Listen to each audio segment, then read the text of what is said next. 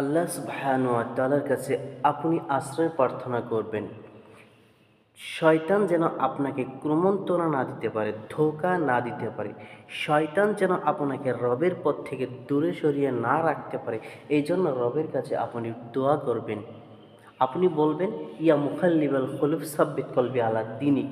হে অন্তরের পরিবর্তনকারী, আপনি আমার অন্তরকে দ্বীনের পথে অটল রাখুন। হেদায়েতের পথে আমাকে রাখুন, কল্যাণের পথে আমাকে রাখুন।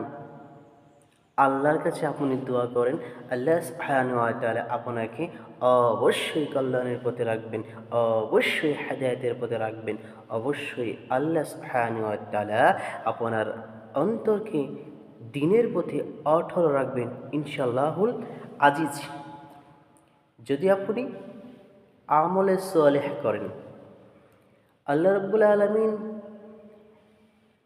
মুহাম্মদ সাল্লাল্লাহু আলাইহি ওয়াসাল্লামকে যে শিক্ষাগুলো দিয়েছেন, আমরা সেই শিক্ষায় শিক্ষিত হয়ে নিজের জীবনকে কোরআন ও সুন্নাহ দিয়ে সাজিয়ে বাস্তবায়ন করব, শুধুমাত্র রবকে সন্তুষ্ট করার জন্য, পরকালে নাজাত পাওয়ার জন্য ইনশাআল্লাহুল আজিজ।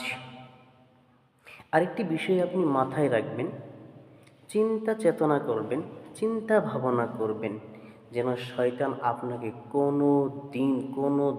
কোনো মতে আপনাকে ধোঁকায় না ফেলতে পারে। টেনশন যেন না ঢুকাইতে পারে, দুশ্চিন্তা যেন না ঢুকাইতে পারে। আপনি যেন হতাশা মুক্ত হন, হতাশা যুক্ত নয়।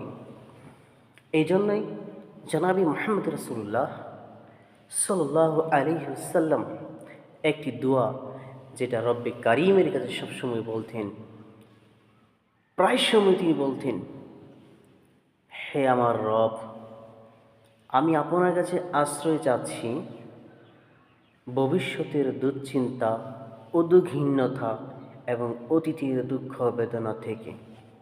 আপনি এইভাবেই বলেন রবের কাছে, হাত তুলে বলুন, হে আল্লাহ, আমি আপনার কাছে আশ্রয় প্রার্থনা করেছি, আশ্রয় চাচ্ছি ভবিষ্যতের চিন্তা, উদ্বিগ্নতা এবং অতীতের সকল দুঃখ বেদনা হতে। যদি আপনি আরবিটা না জানেন, বাংলাতেই বলেন, আল্লাহ আপনার কথাকে কবুল করবে ইনশাআল্লাহুল আজিজ। আল্লাহ রাব্বুল আলামিন সব ভাষায় বোঝেন, সব ভাষায় তিনি বুঝেন। আপনি যে ভাষায় বর্ণনা করেন না কেন, রব সেটা বুঝবেন, আপনার দোয়া সেটা কবুল হবে ইনশাআল্লাহ। দোয়া কবুল হওয়ার আরেকটি শর্ত হচ্ছে যে আপনি যে আসামি, আপনি যে পাপী, সেটা আগে স্বীকৃতি দিবেন। যে কিভাবে?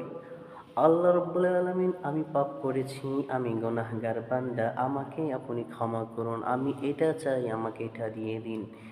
চাওয়ার আগে ক্ষমা চাইতে হবে, আপনি যে অপরাধ করেছেন তার স্বীকৃতি দিতে হবে। তারপর আপনি দোয়া করবেন, আল্লাহ সেটা কবুল করবেন। মুহাম্মদ সাল্লাল্লাহু আলাইহি ওয়াসাল্লাম আল্লাহর কাছে দোয়া করেছেন, আল্লাহুম্মা ইন্নী আউযু বিকা মিনাল হাম্মি ওয়াল হাজান। আল্লাহুম্মা ইন্নী আউযু বিকা মিনাল হাম্মি, হে আল্লাহ, আমি আপনার নিকট ভবিষ্যতের দুশ্চিন্তা, উদ্বিগ্নতা হতে, ওয়াল হাজান, অতীতের সকল দুঃখ বেদনা হতে আমি আপনার কাছে আশ্রয় প্রার্থনা করেছি। আপনি আল্লাহর কাছে নিজের গুনাহ উপস্থাপন করুন। আপনি যে আসামি, আপনি যে অন্যায় করেছেন, আপনি যে ভুল করেছেন, সেই ভুল ত্রুটি হয়েছে সেগুলো আপনি উপস্থাপন করুন রবের কাছে।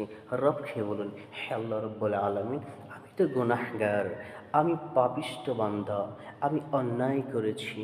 তুমি তো রব্বে কারিম, তুমি তো গফুর, তুমি তো গফ্ফার, অতএব তুমি আমাকে ক্ষমা করো। রব্বি রব্বিগফিরলি যুনুবি, আল্লাহুম্মা আফতাহলি আবওয়াবা রাহমাতিকা। হে আল্লাহ, তুমি আমার জন্য তোমার সকল রহমতের দরজা খুলে দাও।